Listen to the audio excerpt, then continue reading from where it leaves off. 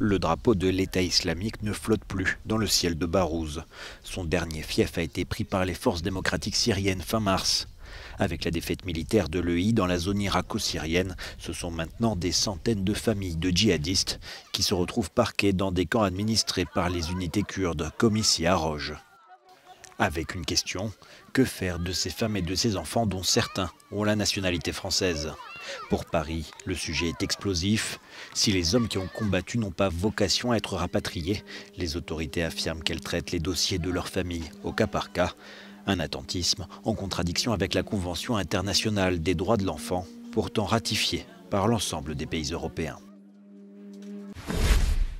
Alors pour parler de la question des djihadistes, nous retrouvons Marc Ecker, chercheur à l'IFRI, l'Institut français des relations internationales. Vous êtes notamment spécialisé dans les questions liées au terrorisme. Bonjour.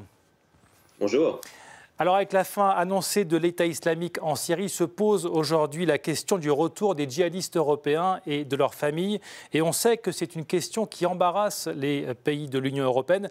Y a-t-il une vision commune qui se dégage en Europe ? Non, il n'y a pas de vision commune qui se dégage en Europe.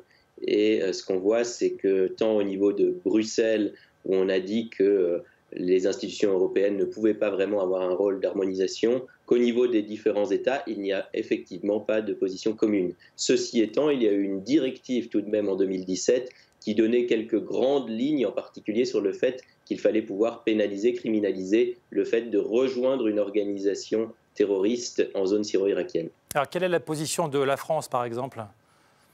Alors la position de la France a changé selon les phases. Ce qu'il faut voir, c'est que jusqu'en 2016, la situation était très différente puisqu'il n'y avait pas de prisonniers français aux mains des Kurdes. Et à ce moment-là, les autorités françaises n'allaient pas exfiltrer de djihadistes en zone syro-irakienne, mais pouvaient au moins faciliter le passage de la frontière avec la Turquie et ensuite rapatrier les individus et les judiciariser.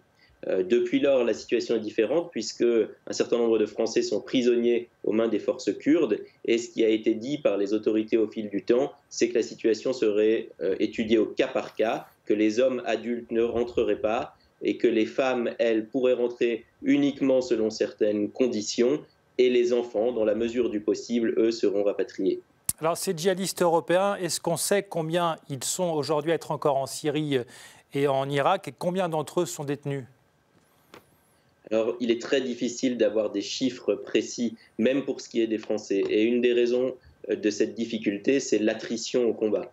Il y a eu beaucoup de morts, on le sait, que ce soit lors de la bataille de Mossoul, lors de la bataille de Raqqa ou lors des batailles de ces derniers mois à Hajin ou Barouz. Et aujourd'hui, il est difficile de savoir exactement combien il en reste. Pour ce qui est des Français, par exemple, on sait qu'il y a à peu près 1300 adultes qui sont effectivement arrivés sur place. Sur ces 1300, il y en a un peu plus de 350 qui sont rentrés, et là j'inclus des enfants dans ce chiffre, et puis les morts, on ne sait pas exactement combien il y en a. Avant la bataille de Mossoul, on disait qu'il restait 700 Français sur place. Moi, je serais surpris si on apprenait qu'il en restait, disons, la moitié. Il y en a probablement moins de la moitié qui sont encore en vie aujourd'hui. Alors les forces démocratiques syriennes ont proclamé la fin du soi-disant califat de l'État islamique en Syrie. Est-ce pour autant la fin de Daesh ?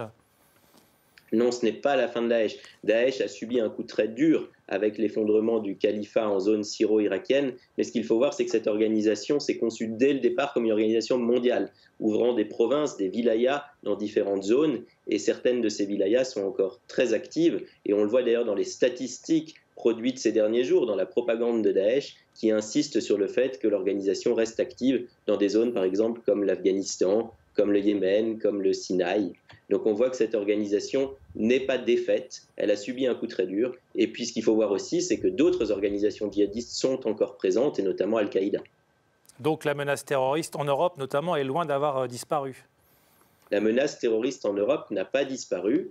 Il est vrai qu'elle a baissé, on le voit notamment par rapport à la baisse du nombre de victimes.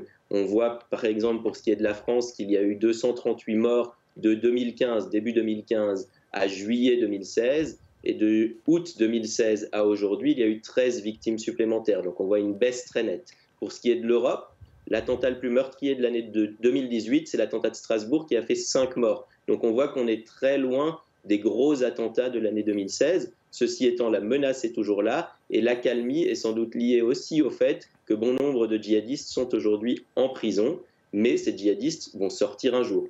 Encore une fois, une dernière statistique pour ne pas être trop long, on sait que parmi les djihadistes jugés qui purgent aujourd'hui leur peine de prison en France, 80% sortiront d'ici la fin 2022.